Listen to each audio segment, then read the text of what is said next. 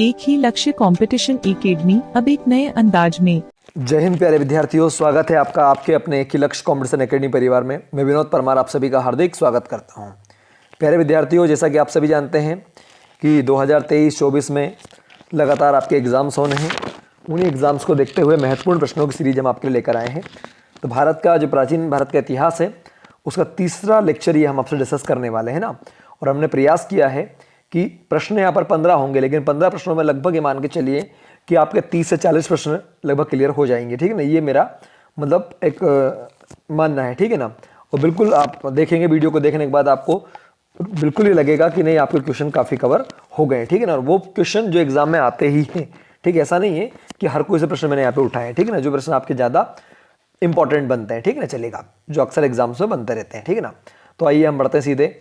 देखिएगा, आज हमारा अगला प्रश्न है, प्रश्न नंबर 26वां है, सम्राट अशोक से ना संबंधित। देखिएगा, सम्राट अशोक के कौन से, देख क्या दिया हुआ है, सम्राट अशोक के कौन से शिलालेख में कलिंग युद्ध की बात मिलती है, ये आपका पूछा गया है। ठीक है ना, तो आपको ध्यान रखना है क्या पहला, देखिए पहला अभिलेख, दूसरा शिलालेख, 13वां या 7वां 8वां। देखिएगा, सबसे पहले तो बात मैं बताऊंगा आपको। देखिएगा, जो अशोक थे, अशोक ने जब युद्ध को लड़ना समाप्त कर बंद कर दिया, मतलब है ना, कलिंग युद्ध की बात करो, कलिंग युद्ध की बात की गई है। कलिंग युद्ध जो हुआ आपका था, ठीक है ना, इस कलिंग युद्ध हुआ था 261 ईसा पूर्व में। कब हुआ था बताएं? 261 ईसा पूर्व में जो हुआ था, क्या हुआ था? ठीक, कलिंग युद्ध हुआ था। इस युद्ध के बाद में चाइना से एक व्यक्ति आया था, उसका नाम था उपगुप्त। ठीक, जिसने अशोक को जो है प्रेरित किया हथियार छोड़ने के लिए, है ना।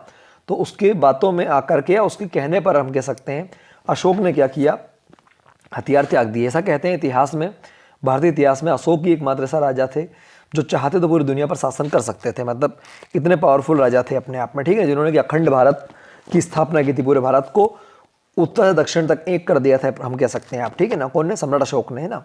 तो 261 ईसा पूर्व में जो है आपका, ठीक, कलिंग युद्ध के बाद में सम्राट अशोक ने क्या किया, अपने हथियारों को छोड़, मतलब युद्ध लड़ना छोड़ दिया। तो ये बात जो है आपकी आखिर कहाँ से मिलती है? तो अशोक ने जो शिलालेख लिखे हैं, ठीक है ना, उनमें 13वें नंबर का शिलालेख कौन सा? 13वां शिलालेख आता है जिसमें लिखा हुआ है कलिंग युद्ध के बारे में। ये आपको ध्यान रखना है, वेरी वेरी इंपॉर्टेंट। क्लियर ना?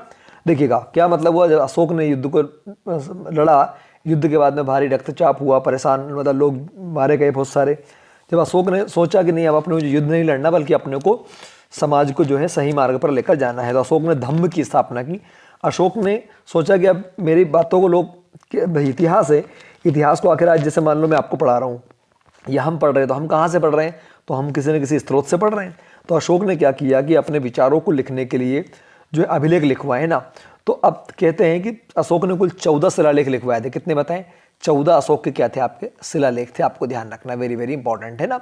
ठीक, जिनकी यदि हम बात करें, लिपि जो थी, मतलब तरीका लिखने का था, ब्राह्मी लिपि में लिखे गए थे, खरोष्टी में, ग्रीक में, अरेमाइक में, है ना। ये आपको ध्यान रखना है। अच्छा, अब क्या है, अशोक का शासन जो था अफगानिस्तान तक था। तो जैसे भारत की बात करें, भारत में अधिकांश जो अभिलेख है वो ब्राह्मी लिपि में लिखे गए हैं, जबकि पाकिस्तान वाले क्षेत्र जो वर्तमान में आता है, जो पहले सिंध था, उसमें खरोष्टी लिपि में लिखे गए हैं। ठीक, और यूनान वाले जो थे यहाँ पे ग्रीक भाषा में, या अरेमाइक भाषा, अरेमाइक अफगानिस्तान में यूज़ की गई है। ठीक है ना।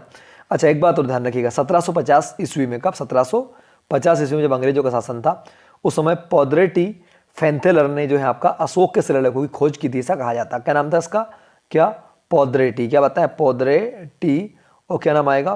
फैंथेलर। तो फैंथेलर ने जो था आपका सम्राट अशोक के, क्या बताएं, शिलालेखों की खोज की थी। और एक बात ध्यान रखना है, 1837 में जो है आपका जेम्स प्रिंसेप, कौन बताएं? जेम्स प्रिंसेप जो था आपका, उसने अशोक के शिलालेख को सबसे पहले पढ़ा था।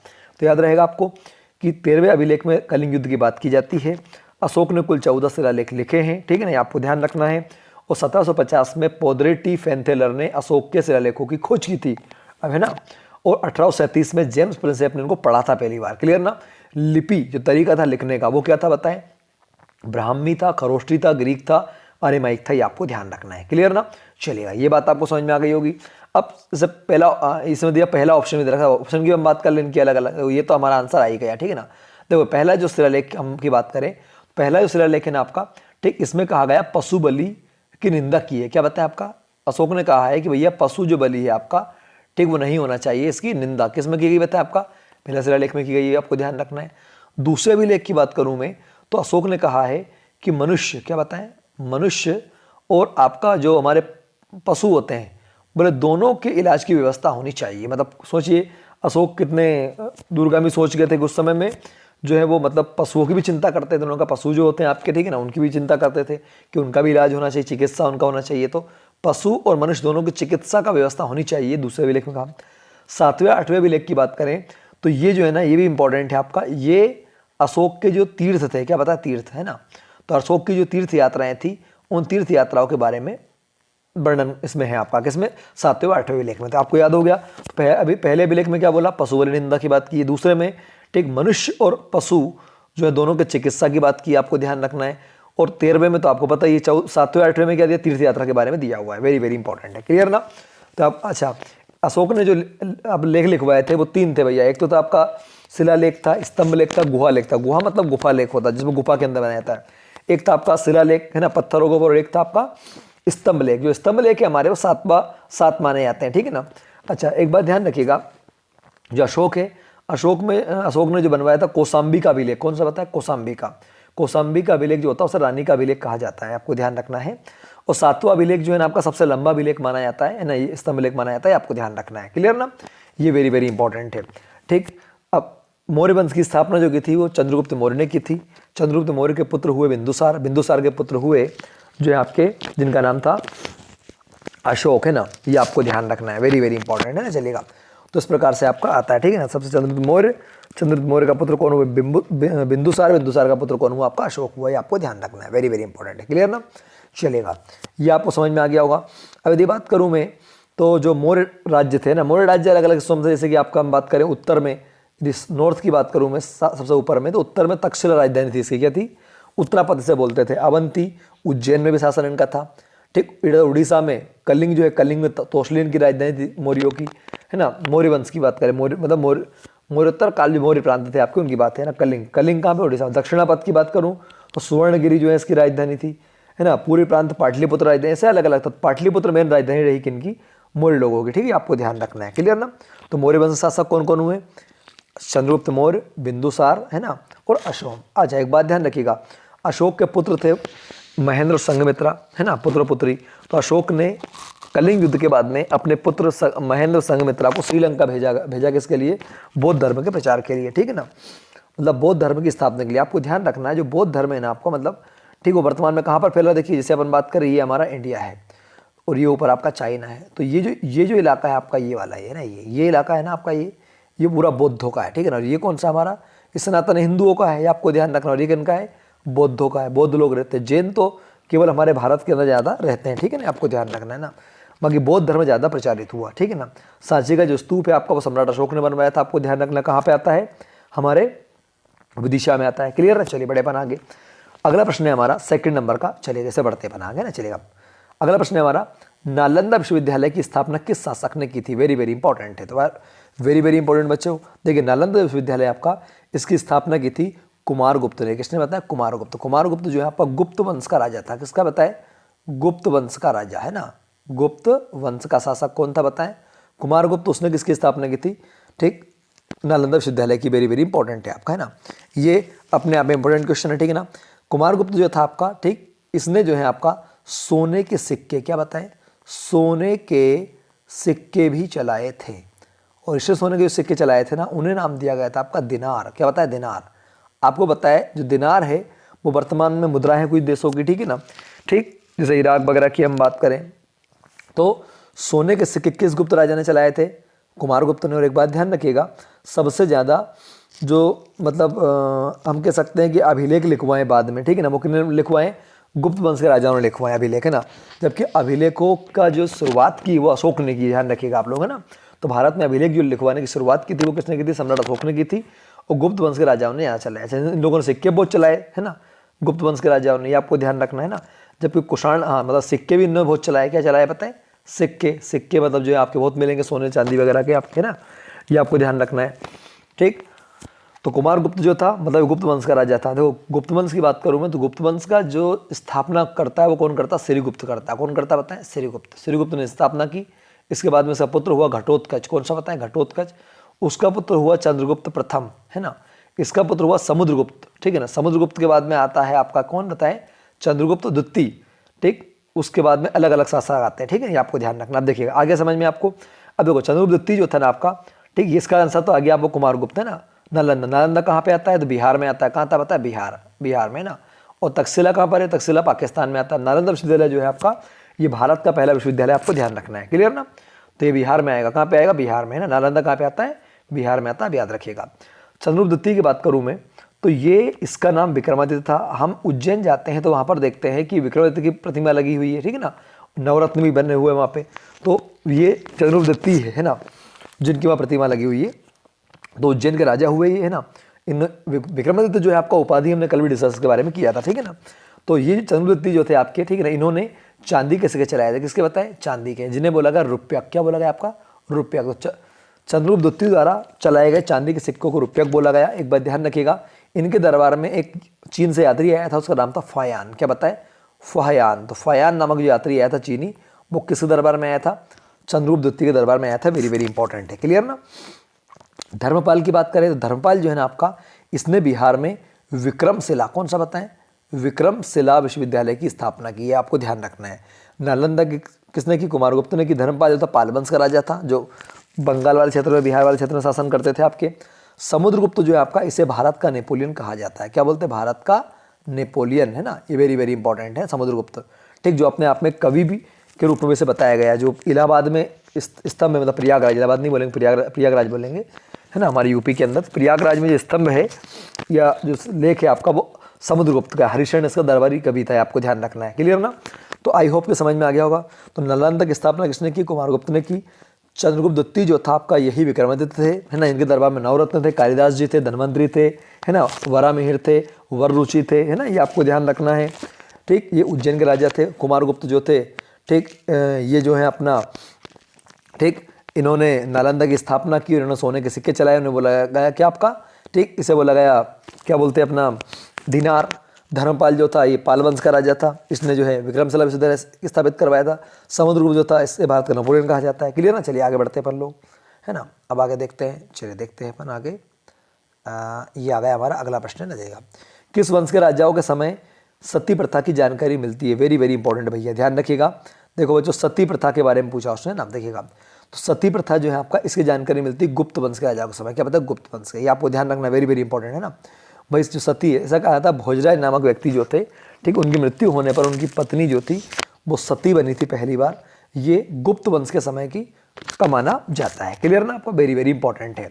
और सती प्रथा के जो साक्ष्य मिलते हैं ना, ये आपको ध्यान रखना है। हमारे मध्य प्रदेश में सागर जिला है, तो सागर जिले में जो एरण है, क्या बता है, एरण, सागर जिले में जो एरण अभिलेख है, एरण अभिलेख है, वहाँ से सती प्रथा के साक्ष्य मिलते हैं, आपको ध्यान रखना है, वेरी वेरी इंपॉर्टेंट है ना। तो सागर जिले में क्या है, एरण, एरण अभिलेख से किसकी जानकारी मिलती है, सती प्रथा की जानकारी मिलती है, वेरी वेरी इंपॉर्टेंट है, ये आपको ध्यान रखना है, ठीक है ना। तो एक मौर्य वंश में तो कोई जानकारी मिलेगी नहीं आपकी। मौर्य वंश आप जानते हो कि मौर्य वंश में कौन कौन हुए, तो मौर्य वंश में सबसे पहले कौन हुए, चंद्रगुप्त मौर्य हुए, फिर कौन हुए, बिंदुसार हुए, फिर कौन हुए आपके, अशोक हुए, है ना, ये आपको ध्यान। अंतिम शासक कौन हुआ, ठीक, तो अंतिम शासक हुआ बृहदत्त। कौन बताया, बृहदत्त, ये आपको ध्यान रखना है, ठीक है ना। मगध साम्राज्य का अंतिम शासक हुआ, मगध पर शासन करने वाला, ठीक है ना। चलेगा, बड़े बन आगे, है ना। कुषाण वंश में कौन था, कनिष्क नामक राजा था। कौन था, कनिष्क।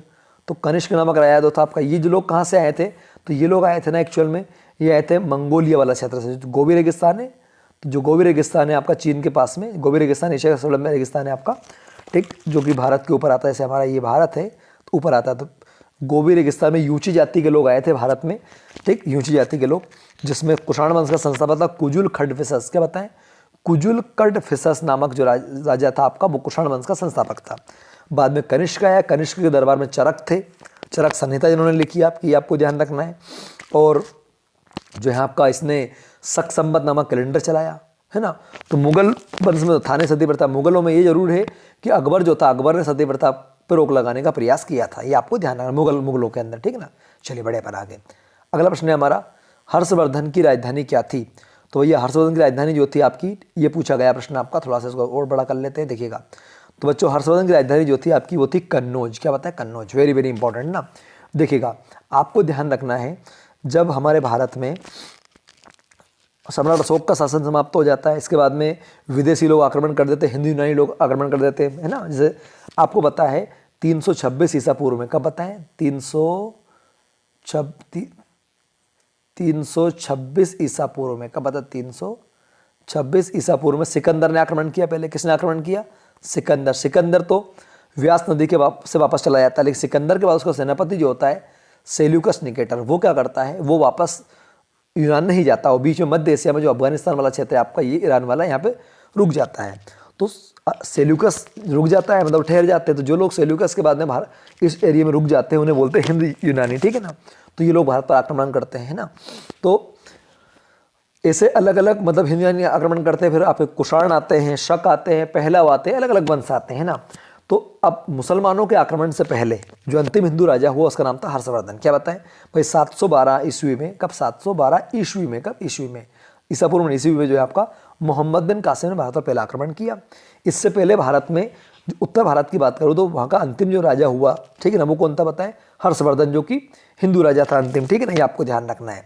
इसकी राजधानी क्या थी? कन्नौज थी, आपको ध्यान रखना है, वेरी वेरी इंपॉर्टेंट। अच्छा, हर्षवर्धन जिस वंश का राजा था उस वंश का नाम था आपका, देखिए बताता हूँ मैं आपको, इस वंश का नाम था पुष्यभूति वंश। कौन सा बताएं? पुष्यभूति वंश, ये आपको ध्यान रखना है। तो आपसे पूछेगा कि भारत पर अरब आक्रमण करने से पहले अंतिम उत्तर भारत में शासन किसका था? पुष्यभूति वंश का शासन था, आपको ध्यान रखना है। क्लियर ना? अब आपको ध्यान रखना, देखिएगा पुष्यभूति वंश, पुष्यभूति था, ठीक है ना। पुष्यभूति, उसने जो राजधानी बनाया था वो थानेश्वर को बनाया था। किसको बनाया था बताएं? थानेश्वर को, जो कहाँ पे आता है आपका? हरियाणा में आता है, ठीक है ना। ठीक, पुष्यभूति जो था, ठीक, उसके बाद में जो राजा आया उसका नाम था प्रभाकर वर्मन। कौन सा बताया? प्रभाकर वर्मन नामक राजा आया। प्रभाकर वर्मन जो थे आपके, इसने अपने आप को उपाधि दी थी परम भट्टारक की उपाधि दी थी, है ना।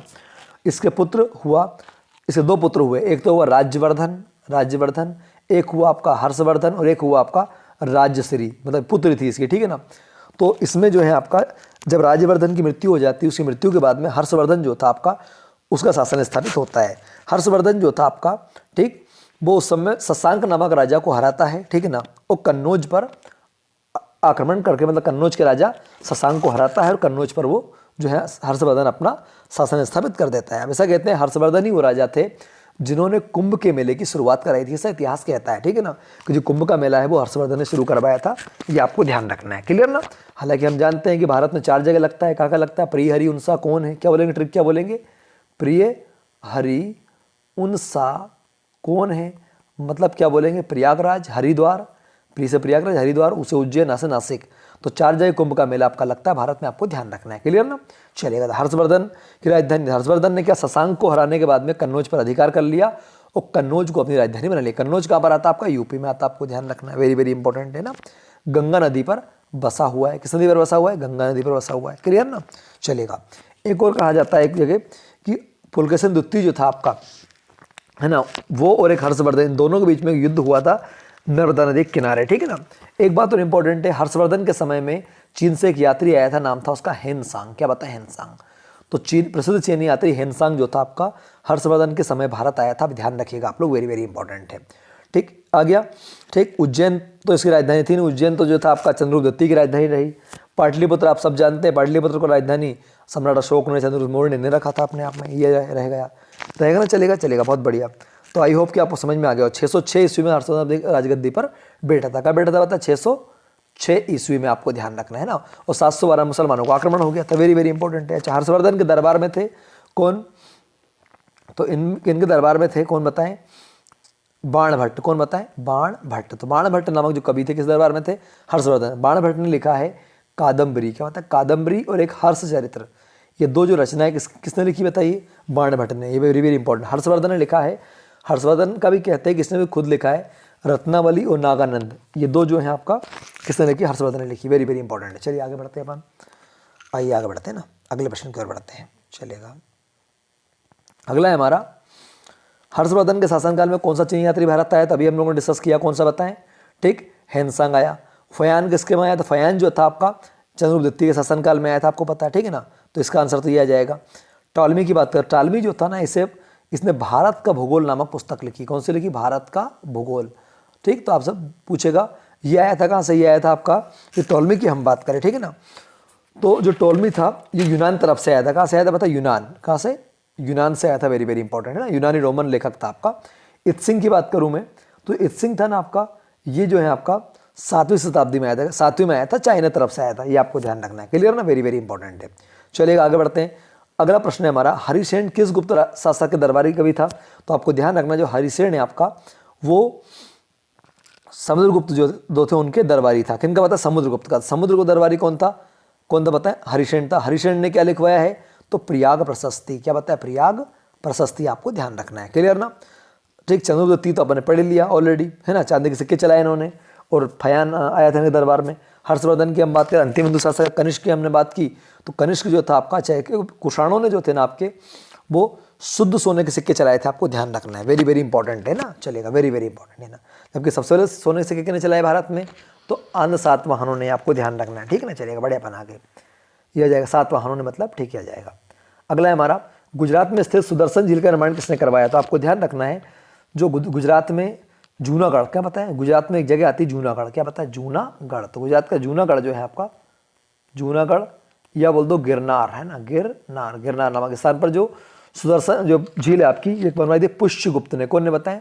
तो मौर्य वंश में, ठीक है, मौर्य वंश के समय, चंद्रगुप्त मौर्य के समय में एक व्यक्ति था पुष्यगुप्त आपका, उसने सुदर्शन झील का निर्माण करवाया था। वेरी वेरी इंपॉर्टेंट है। क्लियर ना, ठीक। ये आपको ध्यान रखना है। बिंदुसार जो थे आपका, ठीक, ये तो अशोक के पुत्र हुए, है ना, और सॉरी अशोक के पिताजी हुए, ठीक है ना। कनिष्क का हम लोगों ने पढ़े लिया ऑलरेडी। चलिए आगे बढ़ते हैं। चंद्रगुप्त मौर्य ने जैन धर्म की शिक्षा किससे प्राप्त की? वेरी वेरी इंपॉर्टेंट भैया। तो चंद्रगुप्त मौर्य जो थे आपके, उन्होंने जैन धर्म की जो शिक्षा ली थी अपने अंतिम पड़ाव में, जब ये मृत्यु की ओर थे, मतलब आखिरी में, तब इन्होंने ली थी। तो उन्होंने भद्रबाहु से, किससे बताएं? भद्रबाहु से इन्होंने जो है आपका, ठीक, कर्नाटक का बताएं, कर्नाटक में एक जगह है श्रवण बेलगोला। कौन सी बताएं? श्रवण बेलगोला। तो कर्नाटक के श्रवण बेलगोला में जैन धर्म की शिक्षा ली थी और वहीं पर उन्होंने जैन धर्म में परंपरा होती है उसके अनुसार उन्होंने अपने जो है प्राणों को त्याग दिया था। किन्ने? चंद्रगुप्त मौर्य ने। आपको ध्यान रखना है, ठीक। और भद्रबाहु जो है आपका, ये जैन धर्म में दो संप्रदाय आते हैं, एक तो आता दिगंबर, कौन सा बताएं? दिगंबर, और एक आता श्वेतांबर। तो आपको ध्यान रखना है कि जो दिगंबर शाखा है जैन धर्म की, उसके संस्थापक कौन है? भद्रबाहु है, और श्वेतांबर के स्थूलभद्र। आपको ध्यान रखना है। आलार कलाम जो थे आपके, इनसे जो है महावीर स्वामी जो थे हमारे, है ना, महावीर स्वामी जो थे, उन्होंने जो है आलार कलाम से सांख्य दर्शन की शिक्षा ली थी। किसी बताए? सांख्य दर्शन की, है ना, ये आपको ध्यान रखना है। जबकि जो रुद्रकरा मुक्त थे, कौन थे बताएं? रुद्रकरा मुक्त जो थे आपके, ठीक है ना, इनसे इन्होंने योग दर्शन का ज्ञान लिया था। कौन सा योग? किन्ने? महावीर स्वामी ने। तो महावीर स्वामी के जो गुरु थे, पहले आलार कलाम थे, सांख्य दर्शन की शिक्षा ली उन्होंने। महावीर स्वामी ने योग दर्शन की शिक्षा किससे ली? रुद्रकरा मुक्त से ली। आपको ध्यान रखना है ना। चलिएगा, बढ़िया बना आगे। चलिए आगे आते हैं, है ना। अगला है हमारा, कल्पसूत्र का संबंध किससे? वेरी वेरी इंपॉर्टेंट है, तो बच्चों ध्यान रखिएगा। जो कल्पसूत्र है आपका, ठीक, कल्पसूत्र ये है आपका जैन धर्म। क्या बताएं? याद रखें आप, किससे? तो कल्पसूत्र है आपका जैन धर्म से संबंधित है। वेरी वेरी इंपॉर्टेंट है भैया, ठीक है ना, ठीक। और इस भद्रबाहु जो है आपका, भद्रबाहु ने जो जैन तीर्थकारों की जानकारी में भद्रबाहु ने इसको लिखा है। किसने लिखा बताएं इसको? इसने लिखा है भद्रबाहु ने। और इसे जैन जो तीर्थकर है हमारे, क्या तीर्थकर, आपको पता है जैन धर्म में 24 तीर्थकर हुए। कितने बोलो? 24 तीर्थ। पहले तीर्थकर कौन थे? तो पहले थे आपके ऋषभदेव, 23वें कौन? पार्श्वनाथ, और 24वें कौन? महावीर स्वामी। तो जैन धर्म में 24 तीर्थकर जो थे हमारे, है ना, उनकी जानकारी किससे मिलती है? कल्पसूत्र से मिलती है। आपको ध्यान रखना है, वेरी वेरी इंपॉर्टेंट है। अच्छा, बौद्ध धर्म की बात करूँ मैं, तो बौद्ध धर्म के अंदर जो है आपका, ठीक है ना, बौद्ध धर्म में है जातक कथाएं। क्या बताएं? जातक कथाएं जो है आपका, ध्यान रखिएगा, जातक कथाएं जो है आपका, ठीक, उनमें महात्मा बुद्ध के पुनर्जन्म की बात मिलती है। आपको ध्यान रखना है, वेरी वेरी इंपॉर्टेंट है। क्लियर ना, जातक कथाओं में। जबकि ठीक, और जैन धर्म का जो साहित्य होते हैं ना, उनको आगम कहा जाता है। क्या बोलते हैं बताएं? आगम। क्या बोलेंगे? जैन धर्म के साहित्य को। तो जैन धर्म के साहित्य को हम क्या बोलेंगे? इन्हें बोलेंगे आगम। क्या? आगम, ठीक, ये आपको आगम बोलते हैं। वेरी वेरी इंपॉर्टेंट है ना, ठीक, यह आ जाएगा आपका, ठीक है ना। कथा वस्तु जो है आपका, ये जो है बौद्ध धर्म का है। तो ध्यान रखिएगा, आप लोग कंफ्यूज मत होना। कल्पसूत्र किसका है? जैन धर्म का है ना। कल्पसूत्र किसका है? जैन धर्म का। जबकि कथा वस्तु, क्या बताएं? एक तो कथा वस्तु और एक आता है हमारा जातक कथा है। ये किसका बताएं? बौद्ध धर्म का है। वेरी वेरी इंपॉर्टेंट है। क्लियर ना, चलेगा। महात्मा बुद्ध के जीवन के बारे में जो है आपका किससे जानकारी मिलती है? कथा वस्तु से मिलती है। आपको ध्यान रखना है, वेरी वेरी इंपॉर्टेंट है। इस्लाम धर्म आप सब जानते हैं, मोहम्मद पैगंबर, चलेगा, है ना, चलेगा। कहाँ पे? सऊदी अरब में इसकी स्थापना हुई। आइए आगे बढ़ते हैं। कपिल मुनि किस दर्शन प्रवर्तक माने जाते हैं? तो कपिल जो मुनि थे हमारे, देखिएगा, हमारे भारत में जो है आपके कुल 7 दर्शन, कितने बताएं? हमारे भारतीय इतिहास में दर्शनों की संख्या कितनी बताएं? 7 है ना।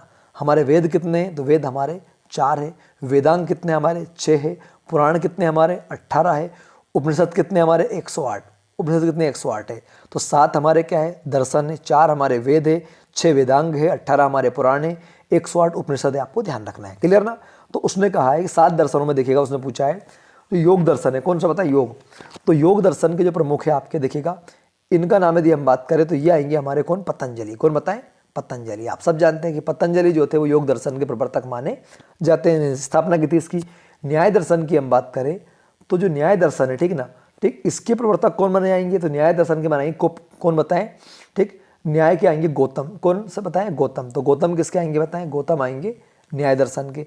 वैशेषिक की हम बात करें, इसके प्रमुख आएंगे कणाद। कौन बताएं, कणाद। तो कणाद ने जो है वैशेषिक दर्शन की स्थापना की, न्याय दर्शन की स्थापना गौतम ने की, और योग दर्शन की पतंजलि ने की। सांख्य दर्शन की कपिल मुनि ने। कौन है, कपिल मुनि। तो इसका आंसर क्या आएगा, कपिल मुनि आएगा, आपको ध्यान रखना है। क्लियर ना। क्या मतलब कपिल मुनि जो थे आपके, उन्होंने सांख्य दर्शन जो है आपका ससुराल दर्शन माना जाता है। अधिकतर जो जैन धर्म या बौद्ध धर्म के विचार है वो सांख्य दर्शन से ही लिए गए हैं, आपको ध्यान रखना है। क्लियर ना। तो आई होप कि आपको समझ में आ गया होगा, वेरी वेरी इंपॉर्टेंट था ये। क्लियर ना। चलिए आगे बढ़ते हैं। अगला प्रश्न है हमारा, महावीर स्वामी को ज्ञान की प्राप्ति कहाँ हुई। तो वेरी वेरी इंपॉर्टेंट भैया, जाम्बिक ग्राम। क्या बताएं, आप ध्यान रखिएगा, जाम्बिक ग्राम में जो है आपका महावीर स्वामी जो थे आपके, जिनका बचपन का नाम क्या था, वर्धमान। क्या बताएं, वर्धमान, है ना। उन्हें जाम्बिक ग्राम जो है आपका, यहाँ पे एक नदी थी ऋजुपालिका। कौन सी बताएं, ऋजुपालिका। तो जाम्बिक ग्राम में ऋजुपालिका नदी के किनारे पर महावीर स्वामी को ज्ञान की प्राप्ति हुई थी। वेरी वेरी इंपॉर्टेंट है। वृक्ष का नाम क्या था, साल वृक्ष। साल के पेड़ के नीचे उनको ज्ञान की प्राप्ति हुई। वेरी वेरी इंपॉर्टेंट है। कुंडल ग्राम की बात करूं भैया मैं, तो कुंडल ग्राम जो था आपका, ठीक है ना, यहाँ पर इनका जन्म हुआ था। किनका बताएं, महावीर स्वामी का। तो महावीर स्वामी का जन्म कहाँ हुआ था, कुंडल ग्राम में हुआ था। बोध गया की बात करूं मैं बच्चों, तो जो बोध गया है ना आपका, ठीक ना, बोध गया में महात्मा बुद्ध जो थे आपके, ठीक, उन्हें ज्ञान की प्राप्ति हुई थी। निरंजना नदी के किनारे पर, नदी को निरंजना नदी थी बोध गया में, है ना, जो बिहार क्षेत्र में आता है। श्रावस्ती की बात करूं तो श्रावस्ती जो था ना आपका, श्रावस्ती में महावीर स्वामी ने अपना पहला उपदेश दिया था। तो अपना पहला उपदेश जो था आपका महावीर स्वामी ने कहाँ दिया था, श्रावस्ती में। क्लियर ना। देखिएगा, तो महावीर स्वामी को ज्ञान की प्राप्ति कहाँ पे हुई, जाम्बिक ग्राम में हुई, ऋजुपालिका नदी के किनारे पर, साल वृक्ष के नीचे। ये आपको ध्यान रखना है। कुंडल ग्राम की बात करूँ मैं, कुंडल ग्राम में इनका जन्म हुआ था। बोध गया की हम बात करें तो बोध गया में जो है आपका जो महात्मा बुद्ध थे हमारे, उन्हें ज्ञान की प्राप्ति हुई थी। श्रावस्ती में महावीर स्वामी ने अपने उपदेश दिए थे। क्लियर ना, आपको ध्यान रखना, वेरी वेरी इंपॉर्टेंट है। आई होप कि आपको बात समझ में आ गई होगी, ठीक है ना। आगे ना चलेगा, आगे बढ़ते हैं। महात्मा बुद्ध ने सारनाथ में अपने विचार दिए थे, ये आपको ध्यान रखना है ना। बिल्कुल इंपॉर्टेंट क्वेश्चन है। अगला प्रश्न है हमारा, बौद्ध ग्रंथों में देवनाम प्रियदर्शी के शासक को कहा गया है। तो आपको ध्यान रखना है बच्चों, जो देवनाम प्रियदर्शी है ये कहा गया सम्राट अशोक को। किनको बताएं, सम्राट अशोक जो थे हमारे, ठीक है ना, कौन, सम्राट अशोक। इन्हें क्या बोला गया है, इन्हें बोला गया है देवनाम प्रियदर्शी। क्या नाम हुआ, देवनाम प्रियदर्शी। वेरी वेरी इंपॉर्टेंट है। क्लियर ना। चंद्रगुप्त मौर्य की बात करूं मैं, तो इन्हें नाम दिया गया सेंड्रोकोट्टस। क्या बताएं, सेंड्रोकोट्टस नाम की सदी चंद्रगुप्त मौर्य को नाम दिया गया है। जस्टिन ने कहा है इनको, है ना। अजातशत्रु नाम जो था ना, इसका नाम था कुणिक। क्या बोलो, कुणिक नाम था, ये आपको ध्यान रखना। बिंदुसार का नाम था अमित्रघात। क्या, अमित्रघात, ये आपको ध्यान रखना है। क्लियर ना। चलेगा, आगे बढ़ते हैं हम लोग, ठीक ही हो जाएगा हमारा। अगला प्रश्न है हमारा, अशोक के शासनकाल में तीर्थ शब्द का प्रयोग किसके लिए किया गया। तो ऐसा कहते हैं अशोक के समय में सबसे बड़ा जो अधिकारी होता था उसको जो है आपका तीर्थ कहा जाता था। नायक की बात करूं मैं, तो इसमें जो नायक शब्द है आपका, ठीक है ना, ये नगर का रक्षा, जो नगर की जो रक्षा करता था उसके अध्यक्ष को क्या बोला गया था, नायक बोला गया था। समाहर्ता की बात करें तो समाहर्ता जो था वो आय का संग्रहण का, जो इनकम टैक्स वगैरह जो लेता था आय का, उसे समाहर्ता बोलते। चक्र की हम बात करें तो अशोक के समय में जो राज्य थे, क्या प्रांत, राज्य बोल दो या प्रांत बोल दो, तो प्रांत को हम चक्र बोलते थे। प्रांत उस समय में थे आपके 5, ही आपको ध्यान रखना है। क्लियर ना। चलेगा, आगे बढ़ते हैं हम लोग। अगला प्रश्न है हमारा, अगला है गुप्त वंश के समय की भाषा क्या थी। तो आपको ध्यान रखना है, वेरी वेरी इंपॉर्टेंट है भैया। संस्कृत भाषा, कौन सी, संस्कृत। भाई बौद्ध धर्म की भाषा क्या थी, तो बौद्ध धर्म के समय भाषा थी पाली। जैन धर्म के समय की प्राकृत। फारसी किनकी, मुगलों की, ये आपको ध्यान रखना। मुगलों की भाषा फारसी, ठीक। गुप्त वंश की भाषा संस्कृत, और आप सब जानते हैं सबसे प्राचीन भाषा हमारी संस्कृत है ना। प्राकृत जैन धर्म की, पाली बौद्ध धर्म की, ये आपको ध्यान रखना। आखिरी प्रश्न है हमारा, भारतवर्ष नाम किस अभिलेख से प्राप्त होता है। बहुत इंपॉर्टेंट क्वेश्चन है। हमारे भारत का नाम भारतवर्ष कहाँ से जानकारी मिलती है, तो आपको ध्यान रखना है, जो आपका हाथी गुम्फा अभिलेख है, जो कहाँ पे आता है आपका, उड़ीसा में आता है ना, जो खारवेल ने बनवाया था। किसने, खारवेल ने बनवाया था, ठीक। इस हाथी गुम्फा अभिलेख में भारत का नाम भारतवर्ष लिखा हुआ है। एरन अभिलेख की बात करूँ, सती प्रथा के साक्ष्य मिलते हैं, आपको ध्यान रखना। जूनागढ़ की बात करें तो ये इसमें जो गिरनार अभिलेख है रुद्रदामन प्रथम ने बनवाया, रुद्रदामन ने बनवाया था, है ना। और ये ऐसा कहते हैं संस्कृत का पहला अभिलेख था। कौन सा? जूनागढ़, जो कहाँ पे आता है? गुजरात में आता है ना। किसने बनवाया था? रुद्रदामन ने बनवाया था। प्रयागराज की बात करें तो हरिशेन ने, है ना, वो समुद्रगुप्त ने बनवाया था, आपको ध्यान रखना है। क्लियर ना।